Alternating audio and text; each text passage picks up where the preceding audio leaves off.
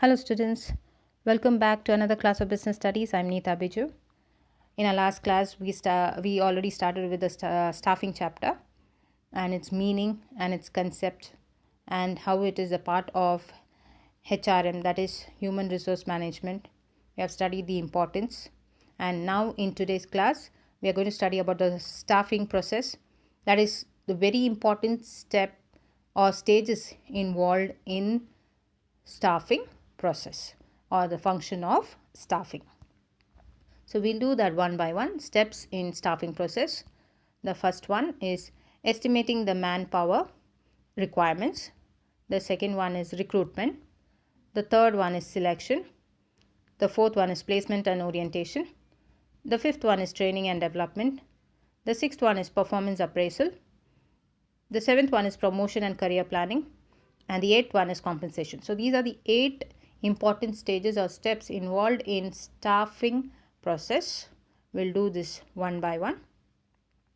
The first one, estimating the manpower requirements. So when we are talking about manpower requirements in an organization, manpower means the labor, the workers or the employees. So what is the real need or what is the real requirement of workers or employees should be actually estimated, it should be calculated, it should be found out, and this is what is called as estimating the manpower requirement. So how much is required, what type of persons are required, what is the qualification, what should be their experience, all this matters a lot. So estimating the manpower requirement is the first stage or first step of staffing process. So the first and most important step in staffing process is estimating the number of workers, yes, how much you need, and the type of workers required in a business, yes, what should be the qualification, what should be their experience. That is the number of workers and their qualification, education, skills, experience, etc. of the workers required to fill up the vacancies according to the requirement of the business. Yes, according to the suitability of the business, according to the requirement of the business, you need an accountant or you need a HR manager or you need some salesperson, whatsoever, you have to check what should be the qualification, what should be the experience. So this is what is estimating the manpower requirements, how much is required in which department, how many people are required and where it is required, what type of people are required. All this should be found out first in the staffing process. The second one is again the second stage or step, that is recruitment. So recruitment comes soon after the estimation, after we find out what or how much of people are required, where they are required, how and what should be the qualification and experience. After that comes recruitment process. After estimating the manpower requirement, the next step is to search for the prospective employees and encourage them to apply for the vacant job. So recruitment in simple word is inviting large number of application from the prospective employees. So recruitment are of two types, internal recruitment and external recruitment. So recruitment is nothing but attracting public or inducing public, persuading public for applying for jobs in your organization. That is what is recruitment all about. So recruitment can be internal recruitment, that is within the organization itself you can recruit, you can have transfers, can have promotions, can have external recruitment, that is advertisement or web advertisement, anything for that matter, web publishing. All this is now come into trend now. So this is what are the two types of recruitment. We will be doing it in detail in our future classes. So that is what is recruitment. Two types of recruitment there are, that is internal recruitment as well as external recruitment. So recruitment is basically nothing but we are inviting the applications of the people, of the candidates who aspire to apply for jobs in the organization. So prospective employees need to apply for the vacant jobs or vacant positions in an organization, and this is what is recruitment. After the process of estimating of manpower, this step will come to search for the prospective employees and encourage them or motivate them or persuade them to apply for vacant jobs. Next one is very important again, selection. So selection is choosing the best among them, among the various applications what is received, choosing the best among them and eliminating the rest is what is called as selection. So after recruitment, you'll get a heap of files and applications of candidates, aspiring candidates. From there, you have to analyze and scrutinize and screen out and then select the best which is suitable for your organization for the particular post, and then eliminate or reject the rest of them, and this is what is called as selection. So after inviting all the prospective employees for in the process of recruitment, the next step is to select the right person for the right job. Selection involves conducting of different types of tests and interviews in order to select the best candidate for the job, and the rest are rejected. Yes, this is very important process again. So selection process involves conducting of various types of tests and various types of interviews, and if you are getting through all these processes and steps, then you are selected. So this is what is selection process that comes after recruitment, and the rest, those who are not selected, are not considered for the further proceedings. Next one is placement and orientation. Yes, after selecting the right person according to the requirement of the organization, the next step is the placement and orientation. The selected employee is introduced to his superiors, subordinates, and his colleagues. He is also given the charge of the job for which he is selected. Thus, placement refers to the employee occupying the position or post for which the employee is selected, and orientation refers to introducing and familiarizing the selected employees with the rules and regulations of the organization. Yes, this is what is placement and orientation.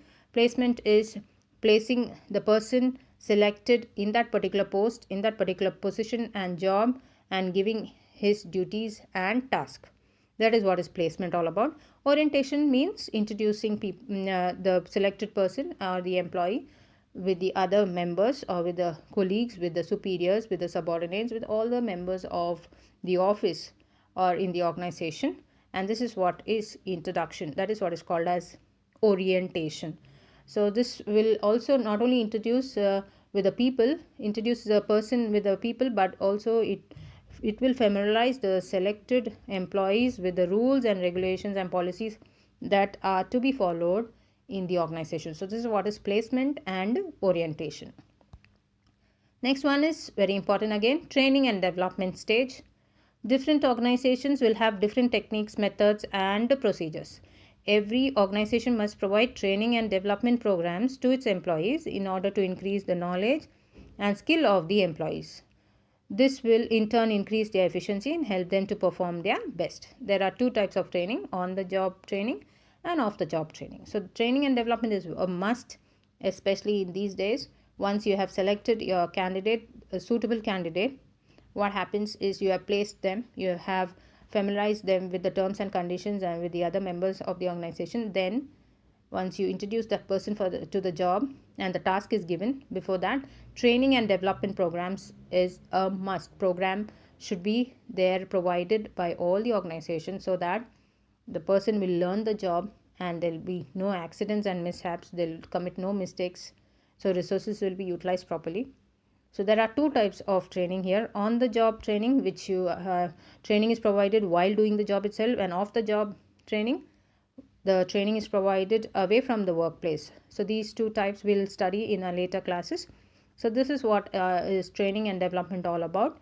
So in order to you can say develop their skills and knowledge and to become more efficient to do and give their best and utilize the resources properly, training and development programs are a must. Next one is performance appraisal. So in this process, the manager will evaluate. So here comes the evaluation and checking and monitoring how a person is performing the job. The selected employees performing the job properly accordingly or not is what is judged here and what is evaluated here. And in this process, the manager will evaluate the performance of the employees based on the work performed by them. And after evaluating the performance, feedback is provided to the employees about the work performed. So if you are doing well or not, everything, all the feedback is provided to the employees. So it's evaluated properly. The set standards as controlling process. Set standards are matched and are compared with the actual performance, and if the performance is up to the mark, no problem.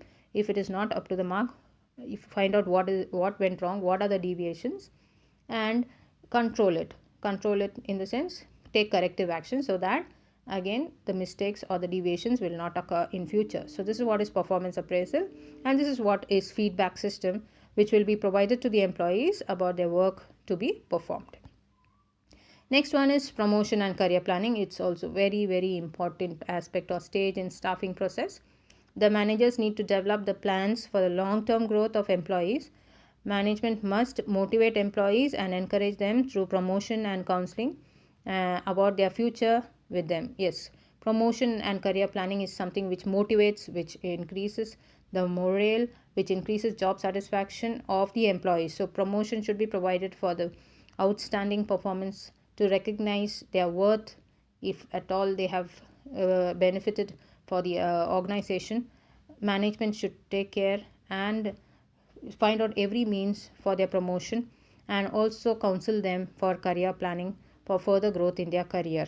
So it can be educational career or it can be professional career.